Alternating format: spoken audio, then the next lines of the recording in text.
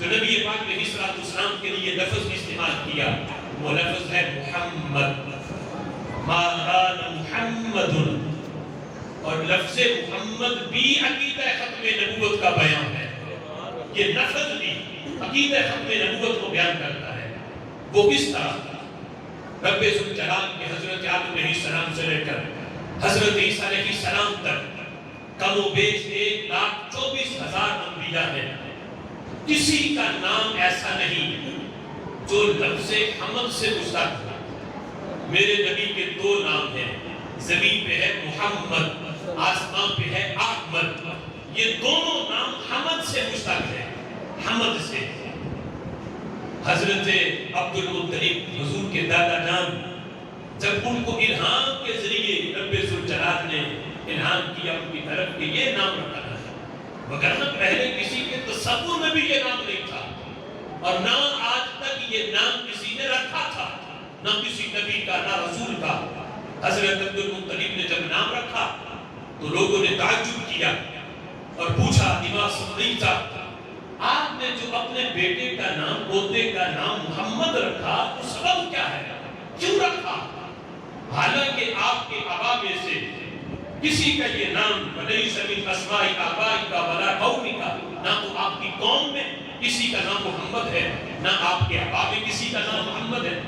کیونکہ عرب میں دستور تھا کہ پوتوں کا نام دادے کے نام پہ رکھا جاتا ہے، یا اوپر تک آبا میں باپ، دادا، پردادا، اوپر تک جتنے نسب کے اندر نام ہوتے ہیں ان کے ناموں پر بیٹے کا نام رکھتے ہیں۔ تو لوگوں کا تعجب تھا کہ نہ ان کے دادا کا نام یہ ہے، نہ اوپر جتنا سلسلہ نسب ہے کسی کا نام محمد نہیں، تو آپ نے یہ کیوں رکھا؟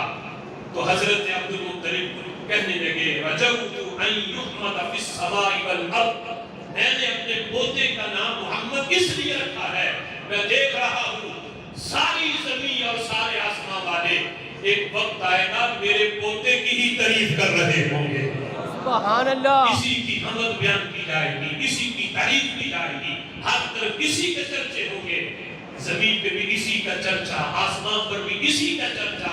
اب حضرت عبد المطلب اپنی نگاہ ولایت سے جو اللہ نے ان کو روحانی پاور دی تھی اس کے ذریعے آج کے ماحول کو دیکھ رہے تھے۔ میرے امام نے تو صدیوں بعد کہا کہ عرش پہ تازہ چھیڑ چھاڑ، فرش پہ طرفہ دھوم دھام، کان جدر لگائیے تیری ہی داستان ہے۔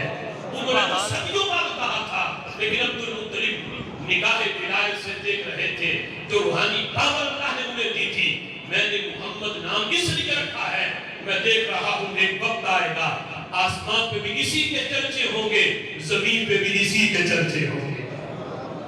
رجوت ان یحمد فی السماء والارض، مجھے امید ہے زمین والے بھی اسی کی تعریف کریں گے، آسمان والے اسی کی تعریف کریں گے۔ وَهُوَ الَّذِي حُمِدَتْ عَقَائِدُهُ وَأَفْعَالُهُ وَأَقْوَالُهُ وَأَخْلَاقُهُ۔ ایک وقت آئے گا صرف اس کے ظاہر کے لحاظ سے چرچے نہیں، هُوَ الَّذِي حُمِدَتْ عَقَائِدُهُ، اس کے عقائد کا بھی چرچا ہوگا، وَأَفْعَالُهُ، ذات تو ذات رہی، لوگ اس کے کاموں کا بھی چرچا کریں گے، وَأَقْوَالُهُ، اس کی باتوں کے چرچے ہوں گے، وَأَخْلَاقُهُ، اس کے اچھے اخلاق کے تذکرے ہوں گے۔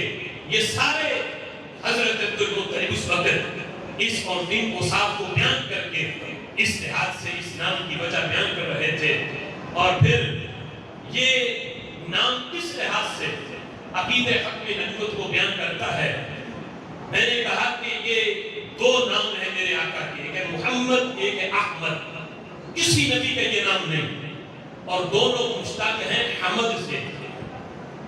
خطیب جب تقریر کرتا ہے تو ساری گفتگو کرنے کے بعد آخر میں کہتا ہے وَآخِرُ دَعْوَایَ أَنِ الْحَمْدُ لِلَّهِ رَبِّ الْعَالَمِينَ، میری گفتگو کا اختتام یہ ہے کہ میں تعریف کرتا ہوں اس رب کی جو سارے جہاں کا رب ہے، آخر میں اللہ کی حمد کرتا ہے۔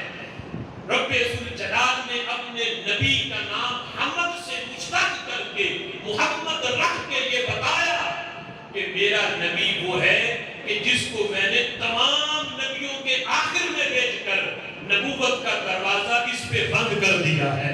بے شک